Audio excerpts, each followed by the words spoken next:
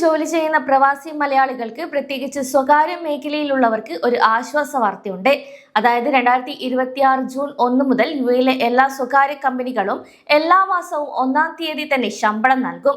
യുഎയിലെ വേതന സംരക്ഷണ സംവിധാനം അല്ലെങ്കിൽ WPS കൂടുതൽ ശക്തമാക്കിക്കൊണ്ട് മാനവവിഭവശേഷി സ്വദേശിവൽക്കരണ മന്ത്രാലയം 2026 340-ാം നമ്പർ മന്ത്രിതല പ്രമേയത്തിലൂടെയാണ് ഈ ഒരു പുതിയ നിയമം ഉത്തരവിറക്കിയത്.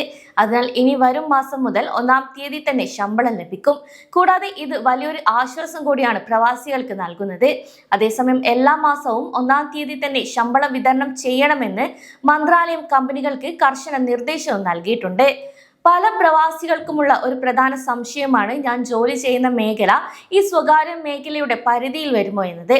എന്നാൽ യുഎയിലെ സർക്കാർ സ്ഥാപനങ്ങളോ അർദ്ധ സർക്കാർ സ്ഥാപനങ്ങളോ അല്ലാത്ത നമ്മൾ സാധാരണ കാണുന്ന ഭൂരിഭാഗം കമ്പനികളും സ്വകാര്യ മേഖലയുടെ പരിധിയിലാണ് വരുന്നത്. ലക്ഷക്കണക്കിന് പ്രവാസികൾ ജോലി ചെയ്യുന്ന നിർമ്മാണ മേഖലയിലെ കമ്പനികൾ, അതായത് മേസൺ, ലേബർ, പെയിന്റർ, ഫോർമാൻ തുടങ്ങിയ ജോലികളും ഇതിൽ ഉൾപ്പെടും. കൂടാതെ ഗതാഗത മേഖലയിലുള്ള ഹെവി ലൈറ്റ് വാഹന ഡ്രൈവർമാർ, ഡെലിവറി ബോയ്സ്, ലോജിസ്റ്റിക് തൊഴിലാളികൾ, വിവിധ സ്ഥാപനങ്ങളിലെ സെക്യൂരിറ്റി ജീവനക്കാർ, ക്ലീനിംഗ് കമ്പനികളിലെ തൊഴിലാളികൾ, സൂപ്പർ മാർക്കറ്റുകളിലെയും ഹൈപ്പർ മാർക്കറ്റുകളിലെയും ജീവനക്കാർ, കഫ്റ്റീരിയ, റെസ്റ്റോറന്റ് ജീവനക്കാർ, റിക്രൂട്ട്മെന്റ് ഏജൻസികളിലെയും ഗാർഹിക തൊഴിലാളി ഓഫീസുകളിലെയും ജീവനക്കാർ എന്നിവരെല്ലാം ഈ പരിധിയിൽ വരുന്നവരാണ്.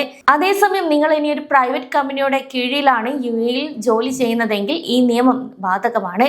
പുതിയ നിയമം അനുസരിച്ച് മുൻ മാസത്തെ ശമ്പളം കൃത്യമായി അംഗീകൃത വേതന സംരക്ഷണ സംവിധാനം വഴിയോ അല്ലെങ്കിൽ മറ്റ് ഔദ്യോഗിക പേയ്മെന്റ് മാർഗങ്ങൾ വഴിയോ തൊഴിലാളികളുടെ അക്കൗണ്ടിലേക്ക് 1-ാം തീയതി തന്നെ കൈമാറിയിരിക്കണം.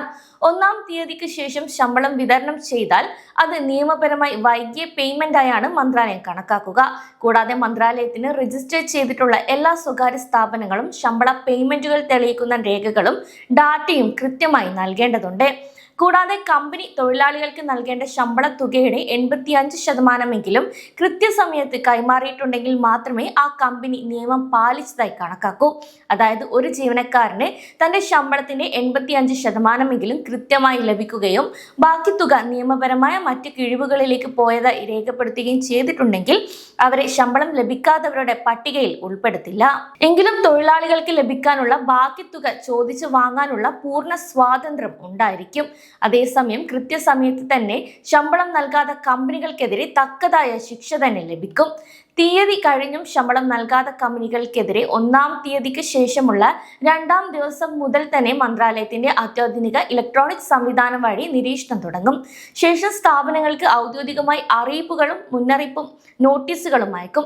എന്നിട്ടും കമ്പനി നിയമലംഘനം തുടരുകയാണെങ്കിൽ സമയപരിധി കഴിഞ്ഞ് 5-ാം ദിവസം മുതൽ ആ കമ്പനിക്ക് പുതിയ വർക്ക് പെർമിറ്റുകൾ അനുവദിക്കുന്നത് മന്ത്രാലയം താൽക്കാലികമായി നിർത്തിവെക്കും. ഇനി ശമ്പളം നൽകാൻ 10 ദിവസം വൈകിയാൽ ശിക്ഷ വീണ്ടും കടുക്കുന്നതാണ്. കമ്പനികളെ ബിസിനസ് ക്ലാസിഫിക്കേഷനിൽ നിന്ന് 3-ാം വിഭാഗത്തിലേക്ക് തരം താഴ്ത്തുകയും കനത്ത പിഴ ഈടാക്കുകയും ചെയ്യും. 6 മാസത്തിനുള്ളിൽ തന്നെ ഇതേ തെറ്റ് ആവർത്തിക്കുന്ന കമ്പനികൾക്ക് വലിയ സാമ്പത്തിക പിഴകളും ഉണ്ടാകും. ഇനി സമയപരിധി കഴിഞ്ഞ് 16 ദിവസത്തിന് മുകളിലായാൽ തൊഴിലാളികൾക്ക് പരാതി നൽകാനുള്ള സംവിധാനവുമുണ്ട്. ഇനി ശമ്പള തീയതി കഴിഞ്ഞ് 21 ദിവസമായിട്ടും പ്രശ്നം പരിഹരിച്ചില്ലെങ്കിൽ നടപടികൾ തൊഴിലുടമയ്ക്ക് നേരെ നീങ്ങും. 50-ൽ താഴെ തൊഴിലാളികളുള്ള കമ്പനികളിൽ വേതനം നൽകുന്നുണ്ടെന്ന് ഉറപ്പാക്കാൻ അധികാരികൾ ഒരു എക്സിക്യൂട്ടീവ് ഉത്തരവ് കൂടെ പുറപ്പെടുവിക്കും. എന്നാൽ 50-ൽ അല്ലെങ്കിൽ അതിൽ കൂടുതൽ തൊഴിലാളികളുള്ള ഒരു കമ്പനിയാണെങ്കിൽ കൂട്ടായ തൊഴിൽ തർക്ക രജിസ്ട്രേഷൻ നടപടിക്രമങ്ങളും ആരംഭിക്കും. ഇതിനൊപ്പം തന്നെ സ്ഥാപനത്തിന്റെ ഉടമയ്ക്ക് രാജ്യത്തിന് പുറത്തേക്ക് കടക്കാതിരിക്കാൻ യാത്രാ വിലക്കും ഇവരുടെ സ്വത്തുക്കൾ കണ്ടുകെട്ടാനും അധികാരമുണ്ട്. തുടർച്ചയായി 2 മാസങ്ങളിൽ ഈ നിയമലംഘനം ആവർത്തിച്ചാൽ 50-ൽ കൂടുതൽ ജീവനക്കാരുള്ള സ്ഥാപനങ്ങളെ നേരിട്ട് പബ്ലിക് പ്രോസിക്യൂഷന് റഫർ ചെയ്യുകയും ചെയ്യും. നിലവിൽ ലേബർ കോടതികളിൽ സജീവ തൊഴിൽ തർക്കങ്ങളിൽ ഏർപ്പെട്ടിരിക്കുന്ന തൊഴിലാളികൾ, കമ്പനിയെ അറിയിക്കാതെ ജോലിക്ക് ഹാജരാകാത്തവർ, കൃത്യമായ രേഖകളോടെ അംഗീകൃത ശമ്പളം ഇല്ലാത്ത അവധിയിൽ ഉള്ളവർ എന്നിവർക്ക് ഈ നിയമം ബാധകമല്ല. അതിനാൽ ഇനി മുതൽ അക്കൗണ്ടിലേക്ക് 1-ാം തീയതി തന്നെ പണം കൃത്യമായി എത്തുന്നുണ്ടെന്ന് ഓരോ പ്രവാസിയും ഉറപ്പുവരുത്തേണ്ടതുണ്ട്.